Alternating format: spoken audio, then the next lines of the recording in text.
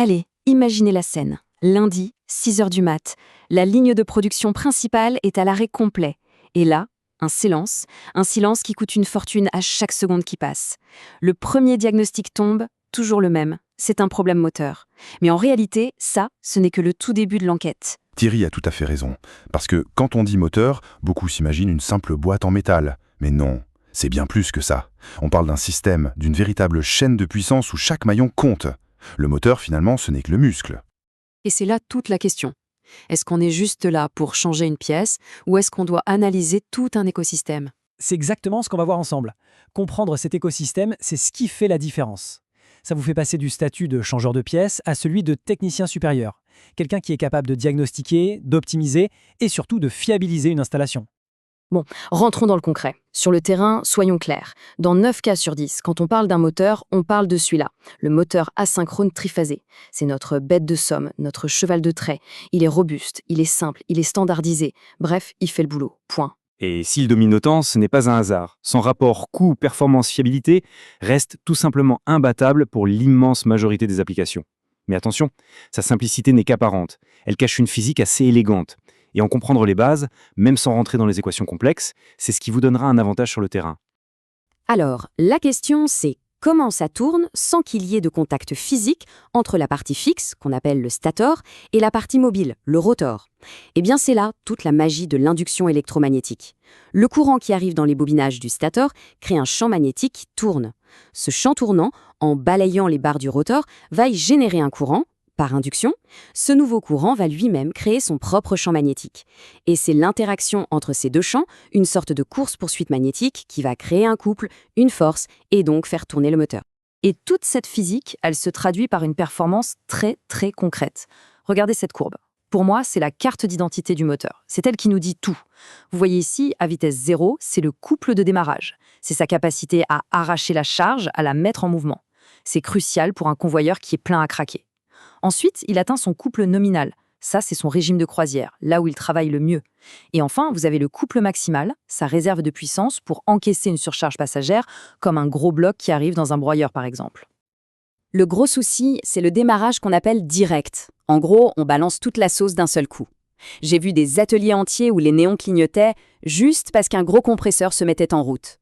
L'appel de courant est monstrueux et le choc mécanique, lui, est super brutal. C'est comme si vous passiez de 0 à 100 km/h en une demi-seconde sans embrayage. Ça matraque les accouplements, les réducteurs, les roulements, toute la chaîne mécanique souffre. C'est justement là que l'intelligence artificielle, enfin l'intelligence tout court, entre en jeu. Pour maîtriser ce muscle un peu brut de décoffrage, on va lui greffer un cerveau, le variateur de fréquence. Et attention, ce n'est pas juste un accessoire, c'est un élément central qui va complètement transformer la façon dont la motorisation se comporte. Pour comprendre le principe, c'est un processus en 3 étapes. Pensez à un circuit d'eau. D'abord, le redresseur. Il prend le courant alternatif brut du réseau et le transforme en courant continu. C'est comme s'il remplissait un grand réservoir. Ensuite, le bus continu, avec ses gros condensateurs, c'est justement ce réservoir. Il stocke l'énergie et la lisse pour avoir une réserve parfaitement stable. Et enfin, l'onduleur. C'est là que la magie opère. Avec des transistors, les IGBT, qui s'ouvrent et se ferment des milliers de fois par seconde pour recréer une onde de courant alternatif nickel, mais cette fois-ci pile à la fréquence et à la tension qu'on veut. C'est notre robinet de haute précision. En résumé, on prend un courant brut et on en sort un courant haute couture, fait sur mesure pour le moteur. Et ça, je peux vous dire que pour nous, les mécanos sur le terrain, ça change absolument tout.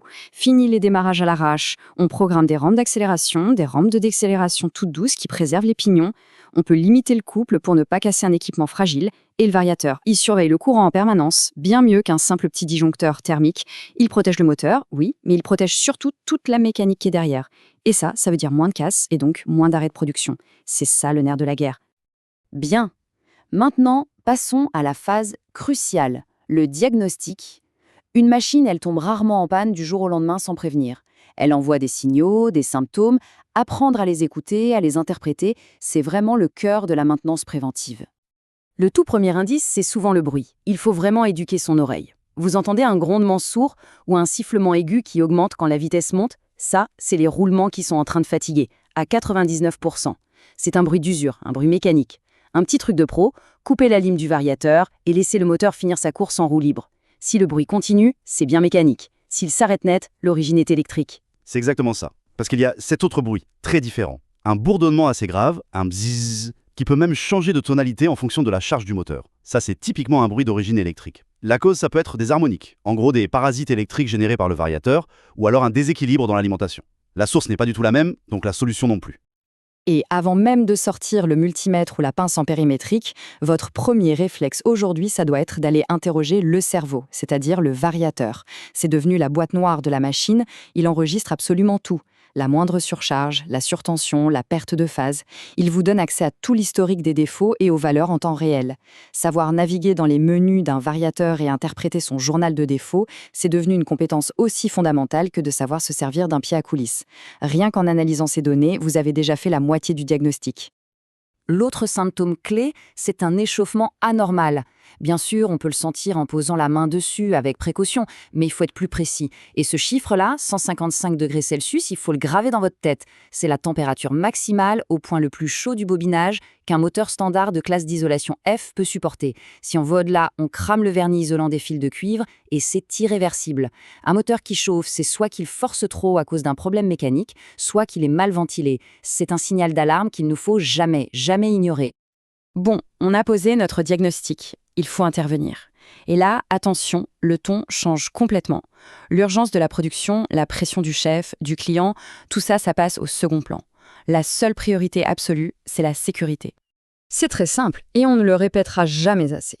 Ouvrir une boîte à bande de moteur ou une armoire électrique sans avoir fait une consignation complète dans les règles de l'art, ce n'est pas prendre un risque, non. C'est jouer à la roulette russe. La consignation, c'est la procédure qui garantit qu'il n'y a absolument plus aucune énergie dangereuse. Électrique, bien sûr, mais aussi mécanique, pneumatique, hydraulique. C'est un acte technique, réglementé et qui n'est absolument pas négociable. Ce qu'on vient de dire là, c'est le point le plus important de toute notre discussion. Finalement, tout ce parcours nous amène à cette question. En maîtrisant le système dans sa globalité, le muscle quel moteur, son cerveau quel variateur et les outils de diagnostic, le rôle du technicien change de dimension. Exactement. On ne se contente plus de subir la panne et de la réparer. On l'anticipe, on analyse les données pour optimiser les réglages, pour améliorer la fiabilité de toute la ligne de production. Votre métier, ce n'est pas seulement de réparer des machines, c'est de faire en sorte que l'usine tourne mieux, plus vite et plus longtemps. Vous devenez un véritable architecte de la performance industrielle.